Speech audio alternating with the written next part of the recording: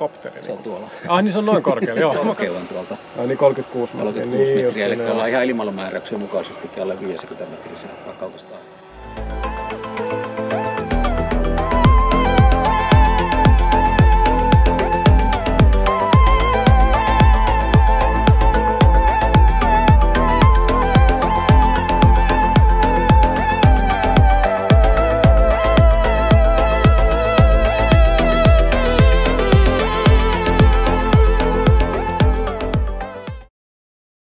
Radiaalis plus hengitystaajuus normaali.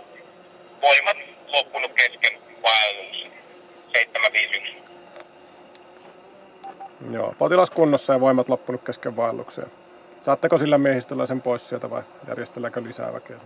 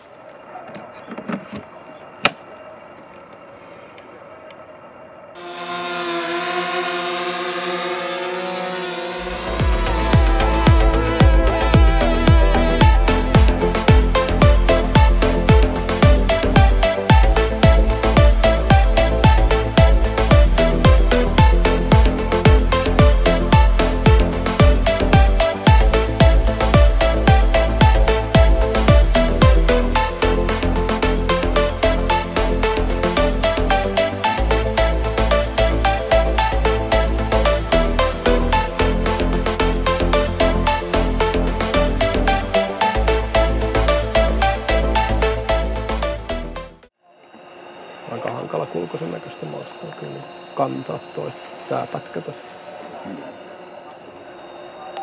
Ja se SK51 Laurineli. Kuule. Lähimpänä tie tai lyhin matka tielle on siitä, kun katsot tänne päin, niin etuvasemmalla näkyvä rivitalo, niin siihen, mutta tästä ei korkeuseroja oikein erota, että kuinka hankala kulkunen maasto se on sitä kallion reunaa pitkin tulla.